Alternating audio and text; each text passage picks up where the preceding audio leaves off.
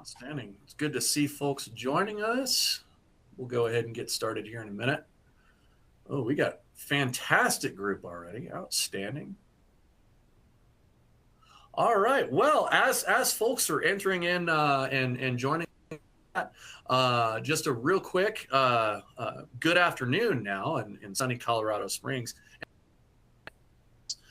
Just to introduce myself real quick, I'm Mike Cool, Strategic Marketing Director for Aerospace and Energy here at Element Materials, facilitating today's webinar, Reducing MRO Downtime Through Smarter Special Processing. In today's aerospace environment, MRO teams face constant pressure to keep aircraft operational while controlling costs, minimizing downtime, and maintaining strict regulatory compliance. Making informed repair versus replacement decisions is critical, as effective repair strategies can extend component life, reduce lead times, and lower total ownership costs without compromising safety. Today, we'll discuss how to evaluate repair decisions, navigate key compliance requirements, and integrate special processing capabilities into your supply chain to support consistent, reliable MRO outcomes. We'll also highlight how Element Enfield supports OEMs and Tier 1, Tier 2 suppliers by aligning technical execution with certification, quality, and operational demands. Joining us today are Spencer Roy, General Manager at Element with over 14 years of aerospace quality and operations experience, and Katie Legowski, Business Operations Manager, who leads operations across Element's Enfield and Hartford sites with 8 years of special processing expertise. We will have, just as a quick reminder for everybody, we'll have time at the end for Q&A. However, please feel free to submit questions through the chat throughout the session. Myself and our production staff will be monitoring, and we'll throw out questions occasionally for our panel as we go along. And we will do our best to answer them then, as well as, of course, leaving time at the end to answer whatever remains for folks to take full advantage of the time that we have here today. With that, Katie, I almost got a little soon there. But with that, Katie, I'm just going to hand it over to you. All right, Mike, thank you so much for having us. During this webinar, we'll cover the basics of MRO, the regulatory compliance involved. We'll touch upon some basic industry trends and discuss how Element Enfield supports faster, more cost-effective outcomes for our customers. We'll leave some time for questions at the end to close, but feel free to interject at any time. So we'll kick off today's webinar with a quick multiple choice question. And this is interactive, and you have the ability to select an answer. So please go ahead, give you some time, read the question, read the answers, and make the best selection.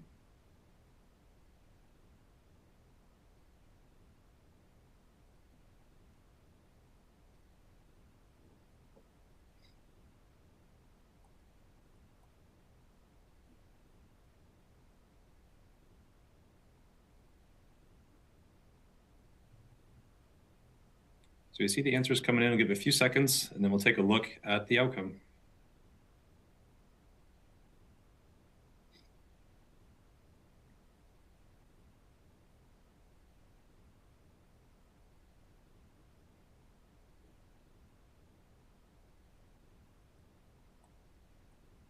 All right, thank you everybody for answering.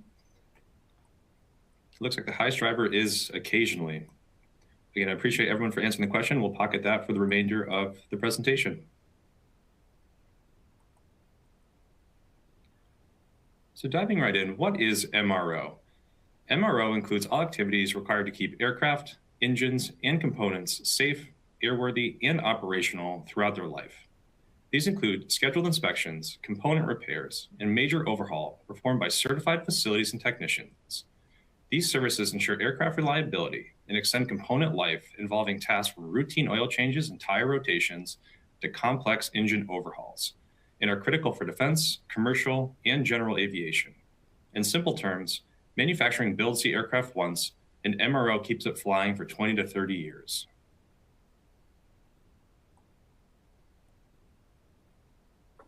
So let's talk about cost savings. We all know that aircrafts are billion-dollar investments. MRO extends the operational lifespan of these assets by up to decades. Proper maintenance also preserves their resale and lease value by keeping meticulous digital logs of their service history. Repairing components is significantly less expensive than purchasing new OEM parts. Advanced special processes such as NDT, precision cleaning, coatings, and adhesive bonding allow parts to be restored to serviceable condition. This enables continued use of legacy or long lead time parts. Faster turnaround times compared to OEM replacement reduces AOG, so aircraft on ground events. Predictable maintenance schedules help avoid costly unplanned outages. Fewer spare parts need to be stocked when repair capability is available. And largely considered more critical than cost is lead time. Manufacturers often experience the inability to procure raw material, not to mention long lead times associated with securing castings and forgings. MRO repairs can often be completed in days or weeks instead of months or years. If you're sending your MRO components to Element Enfield, there's no delays for outsourcing multiple processes. Certified personnel, equipment, and approvals are already in place. Inspections, coatings, bonding, cleaning, and documentation can all run in parallel instead of sequentially. Our one-stop MRO support reduces non-value add time. To put this into context, let's take a look at the demand for MRO services. Demand is experiencing a significant surge both presently and in the foreseeable future. With the continuous expansion of air travel and older planes still in use, there's an increasing need to ensure the safety and reliability of aviation components. Recent, highly publicized issues with the Boeing 737 MAX have highlighted the importance of thorough maintenance, repair, and overhaul.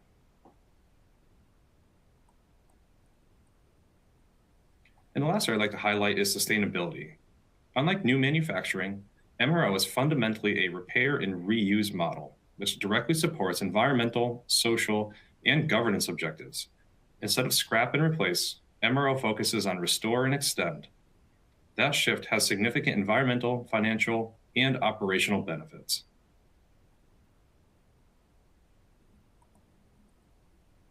So this brings us to our second polling question.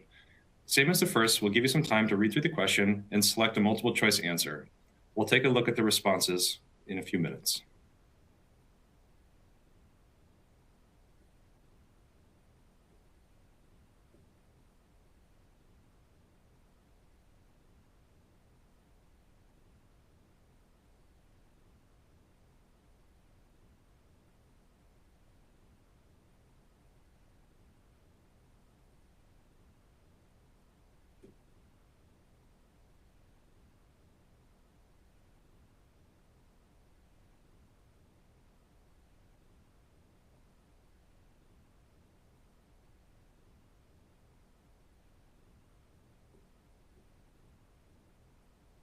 All right, we see everyone answering. We'll give you a few more seconds here just to make sure that we get as many answers as possible.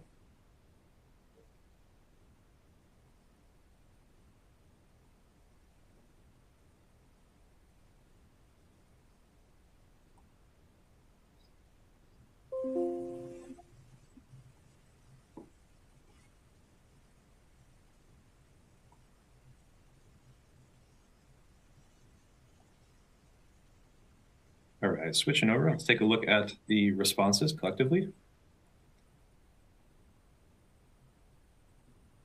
Looks like the most important decision factor is lead time and AOG reduction, which is what we've seen as a general trend overall through 2025, progressing into 2026.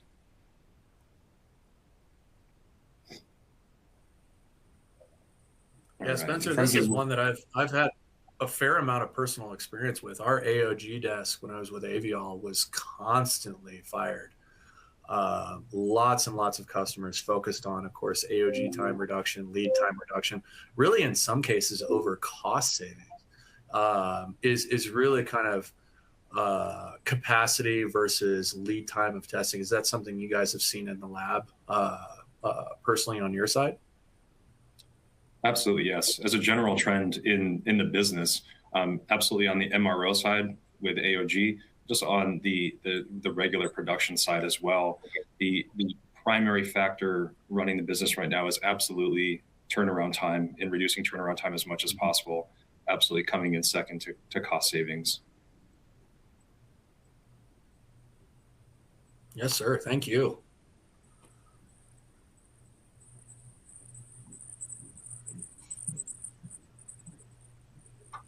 All right, so just changing gears to talk specifically about Element Enfield. We were acquired in late 2024 by Element Materials Technology and rebranded as Element Enfield. As part of the growing Element family, Element Enfield offers customers an unparalleled range of safety-critical testing and value-add services. Element Enfield performs combined testing and value-add specialized processes on customer components in one stop, reducing lead times, shipping costs, and logistics issues associated with using multiple vendors. We operate in a high-volume, high-mix environment. Annually, we process over 10 million individual parts on 20,000 jobs with 5,000 unique part numbers. We have 2 buildings with over 80,000 square feet of processing space, over 100 employees, and multiple shifts available. Our buildings are strategically located within one of the largest, most experienced concentrations of premier aerospace component manufacturers in the world. And just one thing to ad lib here, Connecticut is actually the #1 engine component manufacturer in the United States and #3 in defense spending in the United States, if you can believe it, tiny little Connecticut. Wow, I actually didn't know that at all, Kate. What would be the more common, I would say, like top 2, top 3 parts that you see for repair through Enfield? That's a good question. I would say mostly housing. Spencer, would you agree with that? Mm-hmm. I would absolutely agree. Transmission housing specifically, typically what we're seeing are very high value forgings and castings. And those could be aluminum, those could be magnesium, those could be titanium, in which we are trying to preserve, again, the very expensive parent component by performing other processes. Mm-hmm.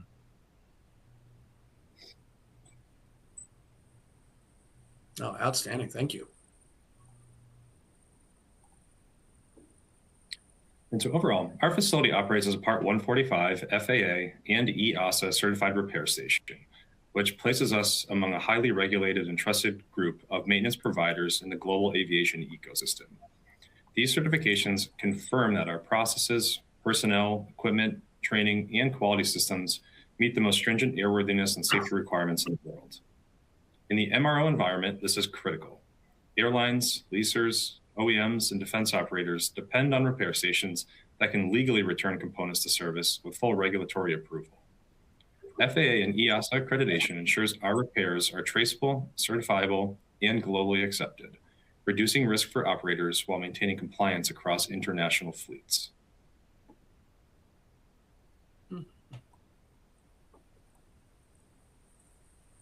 So we'll move into our capabilities, which we've just laid out by a normal process flow.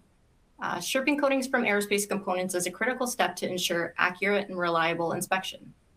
Protective coatings, while essential for in-service corrosion and wear protection, can conceal surface-breaking cracks, fatigue damage, and early-stage corrosion, particularly corrosion developing beneath the coating system. Removing these coatings exposes the base material, allowing inspectors to perform effective fluorescent penetrant inspection, magnetic particle inspection, and detailed visual examinations without interference. This process significantly improves defect detection sensitivity and ensures compliance with inspection standards. Without proper coating removal, critical indications may remain hidden, increasing the risk of undetected damage, progressing into serious airworthiness and safety concerns.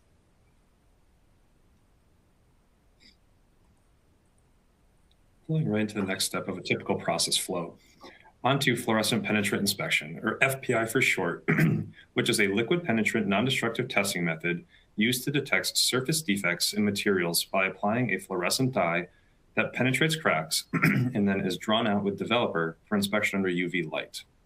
It provides high sensitivity to find cracks, seams, laps, cold shuts, laminations, and porosity, making it widely used for critical aerospace components such as engine and structural hardware.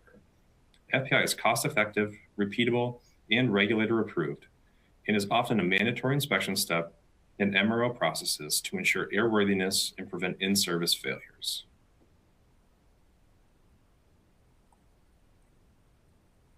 I think thinking of both of these, both the previous, since we transitioned to the there we go. Thank you for going back. This is something that I've actually seen in the field multiple times, including a trip to Afghanistan in a prior life. We actually had a set of weights in the back of our F-18, replacing a single, like a specific use case avionics system. As soon as we chipped off the paint of those weights, you could see around the fastener where the metal had corroded, was actively flaking apart. Something that could have been caught in NDT inspection years ago that had just been sitting there waiting. Thankfully, the paint chipped enough that we were able to discover it before it fell apart, but it would have been a catastrophic failure in the back of that airplane. Yeah, Mike, the scariest ones are an indication like this you might not even see with the naked eye looking at the part in just normal white light.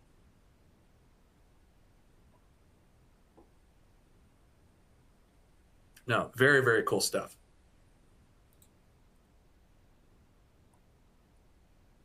All right, so staying within NDT, magnetic particle inspection is a non-destructive testing method used to detect surface and near-surface defects in ferromagnetic materials such as carbon steel and some alloy steels.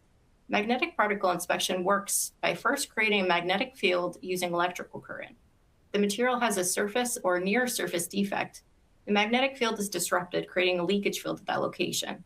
Finely divided iron particles, sometimes colored or fluorescent, are applied to the surface and are attracted to the leakage field. The accumulated particles create a visible indication that reveals the shape and size of the defect.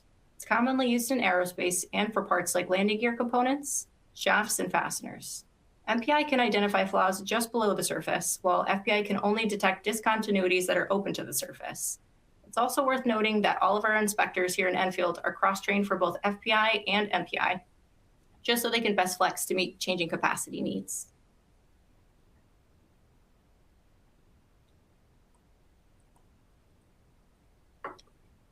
Following strip-in inspection, Dow conversion coatings, specifically Dow 1, 7, 17, and 19, are specialized chemical treatments designed for magnesium-based components, providing essential corrosion protection while also serving as an effective base for subsequent paint and finishing. Applied as a conversion coating or an anodic coating, they form a protective layer on the magnesium surface, significantly improving resistance to environmental degradation and enhancing coating adhesion, which is critical for aerospace performance and longevity. Element Enfield is one of the few facilities in the United States with the capability and technical expertise to process all 4 of these Dow processes.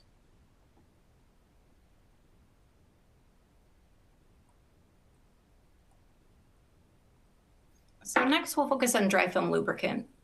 Dry film creates a thin bonded lubricating layer, reducing metal-to-metal contact. This prevents wear and extends the life of high-load, slow-moving components. Dry film excels in applications where traditional wet lubricants fail. Many aerospace components operate in conditions where oils and greases attract dirt, debris, and FOD and break down under extreme temperatures. Dry film also functions in vacuum or dry environments. Here in Enfield, we carry over 20 dry film materials, including both water and solvent base. Dry film can be applied by spraying, brush-on, and dip applications. We typically accelerate the curing process through dedicated ovens that reach temperatures up to 650 degrees Fahrenheit.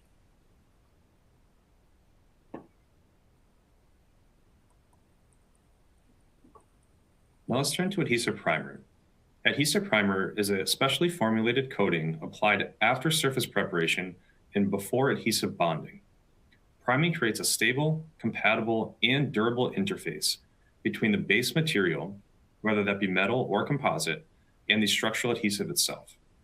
Adhesive primer serves many purposes, including promoting adhesion, increasing bond strength, and protecting the prepared surface by preventing reoxidation before bonding. Element Enfield's capabilities include masking, blasting, pre-cleaning, and etching. We have the ability to mask through manual application using many different types of tape or by 3D printing hard fixtures.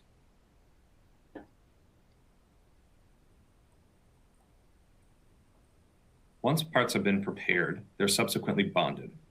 Adhesive bonding is a critical repair and assembly method in aviation MRO, used to join metals, composites, and sandwich structures without introducing mechanical fasteners. Adhesive bonding has many applications, from the joining of sacrificial metal liners used to prevent wear on parent details, to the application of composite details used as seals in jet engines. Element Enfield's capabilities cover the full repair process, from removing worn items, repairing surfaces, and the reapplication of new details. We have extensive experience using multiple adhesive systems and types, from one-part paste to supported films, and curing capabilities from traditional ovens to autoclave processing for higher performance and complex geometry parts.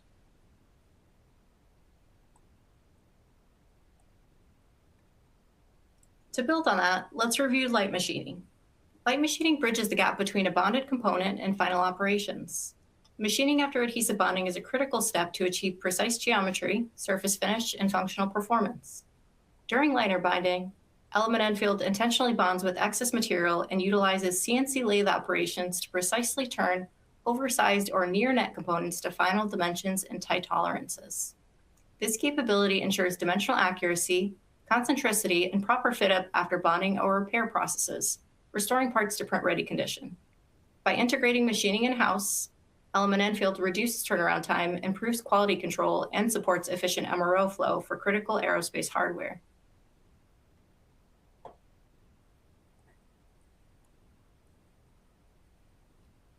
Element Enfield then bridges the gap between special processing and a finished service-ready product through precision cleaning and testing. Precision cleaning is critical for aerospace components because even microscopic particulate matter can compromise safety, reliability, and component longevity. Trace contaminants can damage sensitive systems. Trapped particulates can cause bearings, actuators, or hydraulic systems to fail, while blocked fuel or lubrication passages can directly impact performance. Cleanliness testing ensures that components meet strict standards before entering service. Element Enfield offers a full range of precision cleaning methods, including ultrasonic cleaning, aqueous immersion, high-pressure washing, and turbulent flushing, ensuring that even the most complex, conventionally and additively manufactured components are flight-ready. We provide gravimetric analysis, non-volatile residue testing, and UV bright white light inspection to verify compliance with the most stringent aerospace requirements. We can further support your aerospace supply chain with DSQR services, and we can just ship directly to your end user. Hey, Katie, in regards to precision cleaning, I remember specifically for engines, oil sampling was really part of our routine maintenance to really predict preemptively wear on engine systems, hydraulic systems, and the like. So would that be really a precision cleaning, Matt, rather, would that be a preventative measure for contaminated oil samples, especially when those new components come into play? Yeah, absolutely. So we can certainly test oil. Typically, we'll test it down to about 100 micron. So you can certainly do that. We can also take oil even from flow testing and test the particulate contamination in there and ensure that it's meeting the cleanliness requirements as well. Oh, yeah. So I mean, if we went to the level of replacing that component in the engine and it's still contaminated on the inside, we have to swap it out again. And so, I mean, the man-hour burn on that is just ridiculous. Because I think the first decision that would be made, at least in regards to my former role in the field, would be to just swap that component again and eating that cost. Yeah, absolutely. Something worth mentioning too that we do on site here is just borescope inspection. And that's just to prevent anything that's not showing up on your filter sample. So for example, we could have nested chips somewhere within, some of these complex channels and passageways within parts. So we'll be able to identify that early and ensure that none of that's occurring. Outstanding. Very cool. Thank you. Yeah.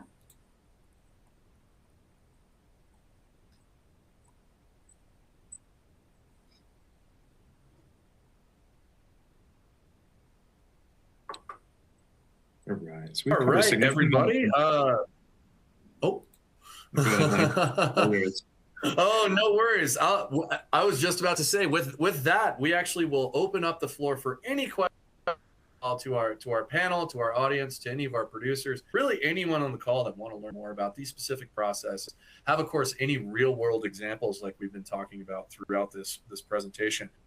But just as a quick reminder to everybody, if you have a question, please type it into the Q&A panel or share it in the attendee chat, and we'll be sure to get to it as they come in. Our team is monitoring both chat logs and will help surface these questions for discussion from our panel. We'll do our best to address as many as we can in the time remaining. And then with that, I'd say, Spencer, let's open it up and see what we get.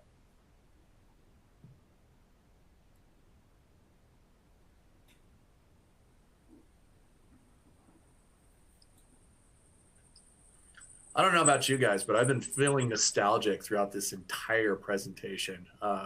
I think the last I was in the field was close to 15 years ago, Katie. So it's been a while since I've had my head buried in an engine. I need to visit Enfield and come see you guys. I was just going to say that, Mike, you're more than welcome to come visit our location. And the same is true for anyone logging into the call today. We'd love to come have you in for a shop tour. We'll show you around the shop and make sure that you have peace of mind when you send your parts to us. Well, I think everybody is the exception to that rule. I think I would be more scared that Spencer puts me to work. I think that would be the biggest concern. Oh, we'll definitely put you to work. That was the first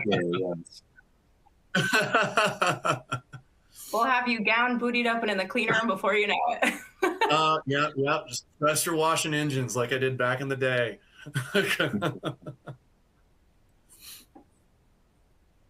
Well, something that's cool, Michael, is, speaking about back in the day, is typically when we're processing MRO components through certain departments, adhesive bonding being one specifically. I was talking before about, very expensive titanium forgings coming back multiple times for MRO activities. And every time a part gets overhauled, they get a date stamp. So we'll process parts that'll have date stamps dating back to the 80s, 90s, early 2000s. Oh, yeah.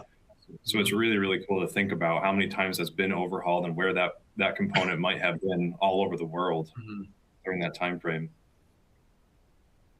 I think that's one of the neatest things about aviation, especially if you're talking aircraft with significant service lives, especially things that have been overhauled and brought back into service multiple times, like you're saying.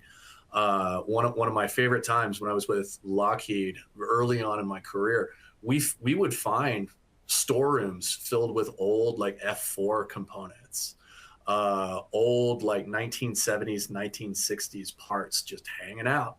And so you don't know what you're going to stumble across in this business at all. It's a museum in waiting, I'd say. It is. A lot of the platforms, the airframes that we're working on, I mean, they were designed back in the 50s and 60s. And some of those, again, really expensive titanium forgings, for example, they do date back that long ago. And they're unlimited life as long as the product is still conforming. So they can just be reused over and over and over again. Outstanding. Well, let's see. Okay, we do have a question in chat. Deborah, hi. First of all, thanks for chiming in on the chat. Deborah asks, will I send a link to a copy of this video? Yes, I will.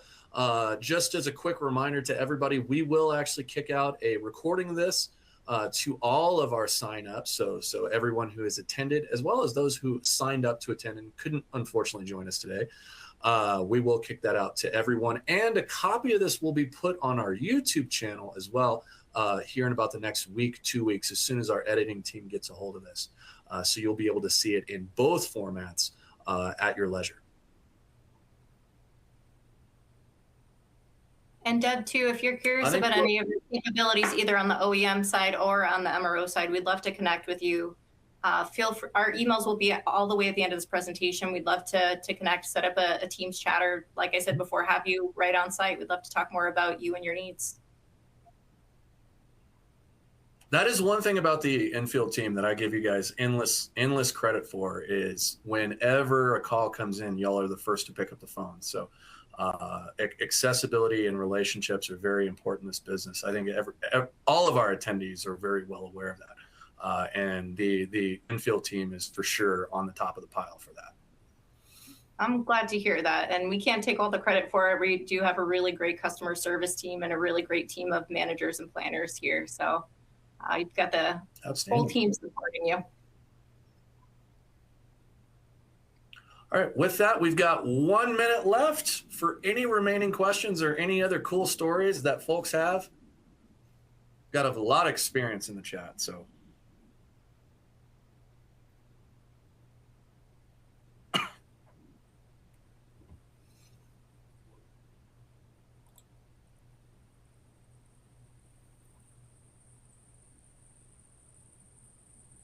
All right, we're hearing the crickets. All right, well, thanks everybody. We'll go ahead and offer a quick thank you to everyone for taking the time to join us today. We appreciate the engagement. We appreciate all of the questions and stories and the opportunity to discuss how smarter special processing strategies can help reduce MRO downtime while maintaining compliance, reliability, and performance. I'd like to extend a quick thank you to our speakers, Spencer and Katie, for sharing their expertise and real-world perspectives. And of course, thank the broader team at Element Materials Technology for supporting today's session behind the scenes, as we just discussed. For those who want to revisit discussion or share it with colleagues, a recording of today's webinar, as a quick reminder, will be emailed to all registrants and of course posted on our YouTube channel within the next week. If you have any follow-ups or would like to continue the conversation, we've got Spencer and Katie's information right there. They're standing by to really discuss your program and really how Enfield and Element as a whole can meet your needs. But yes, absolutely, please don't hesitate to reach out or book time with us. And thank you again for joining us, everyone, today. And we look forward to working with you and talking about your programs. Thanks all, everyone.